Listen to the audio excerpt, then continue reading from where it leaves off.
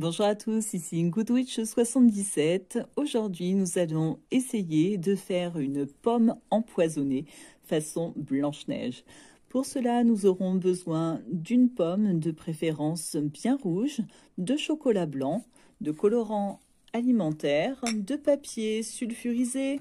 Si vous voulez la faire sur un bâtonnet façon sucette, il vous faudra des petits bâtons en bois de loisirs créatifs ou de glace comme ceci. Si vous avez une douille, ce sera bien plus pratique. Sinon, vous pouvez utiliser du papier sulfurisé pour faire votre douille ou un petit sac à congélation comme ceci. C'est parti pour la recette. La première étape va consister à préparer votre pomme. Puisque votre pomme va rester avec la peau, il est recommandé de bien la nettoyer. Passez-la sous l'eau et nettoyez-les bien en frottant.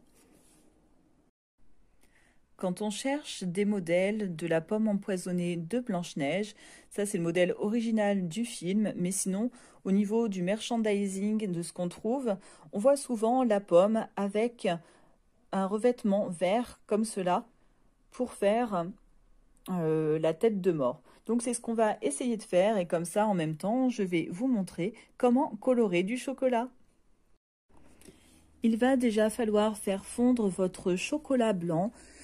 Pour ma part, j'ai déjà du chocolat que j'ai utilisé pour une autre recette. Vous pouvez voir ma recette de la pomme de Mr. Jack qui a été on va dire un semi-succès ou alors une semi-défaite, c'est selon.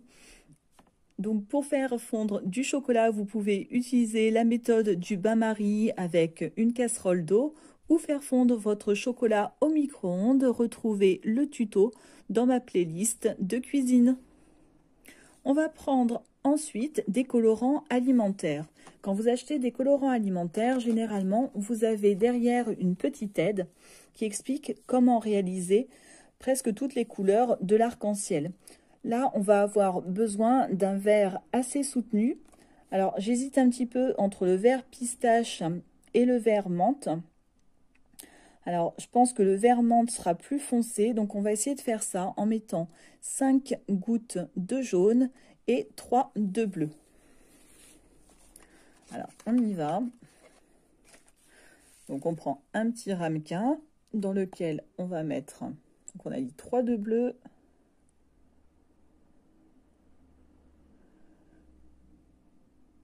1, 2 et 3.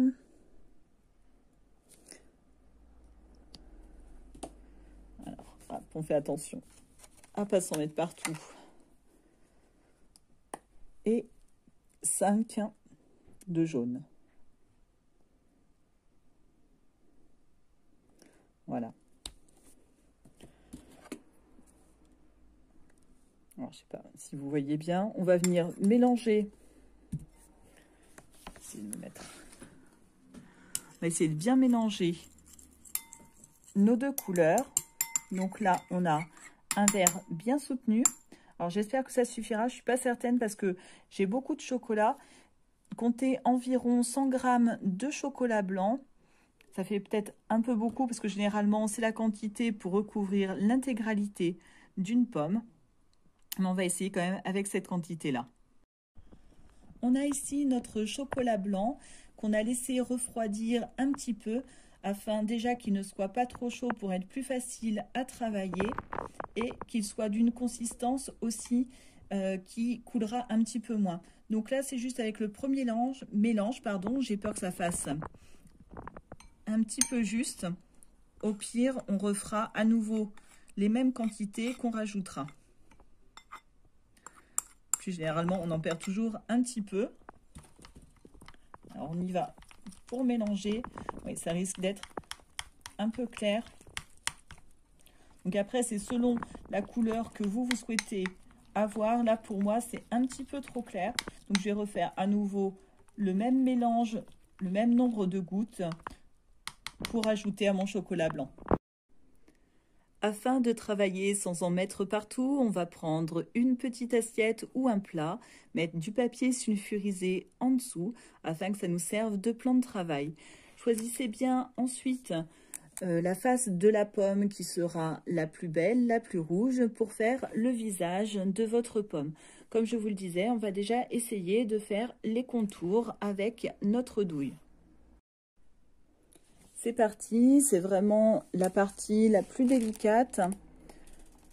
Alors, on appuie doucement.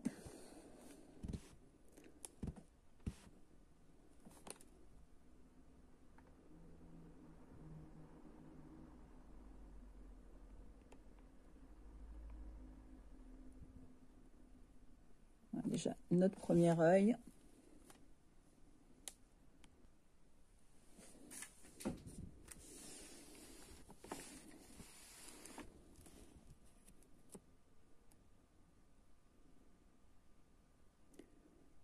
Hop, pour le deuxième œil.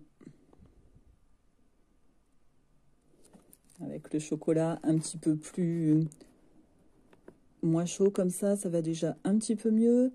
On fait le contour de notre nez. Jusque là, c'est pas trop mal. Alors, je vais laisser poser un petit peu comme ça pour pouvoir remettre,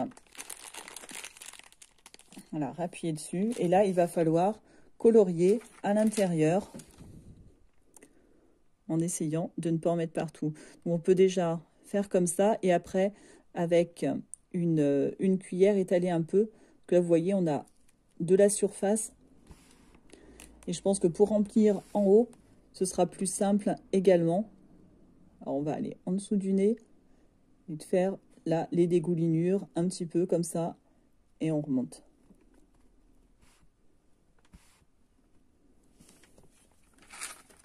Voilà. Voilà, donc je vous conseille, comme je vous disais, de faire déjà les yeux et ensuite le contour du visage comme ça. Vous pouvez, avec la petite cuillère, là c'est ce que j'ai fait au milieu, appuyer un petit peu pour aplatir. Voilà le résultat une fois que toute la surface de devant est remplie. Petit conseil, comme je vous le disais, aidez-vous d'une cuillère pour étaler un petit peu. C'est pas toujours évident. Ensuite, si jamais votre chocolat est trop, comment dire, commence à se durcir un peu trop, c'est ce qui est arrivé. Vous voyez, là justement les surépaisseurs. Remettez votre douille au micro-ondes pendant environ 15 secondes, c'est suffisant pour le fondre à nouveau un petit peu sans qu'il soit trop liquide pour pouvoir à nouveau le retravailler. Vous pouvez bien évidemment mettre du chocolat sur toute la surface, sur tout le tour de votre pomme ou juste devant. Là, c'est comme vous voulez.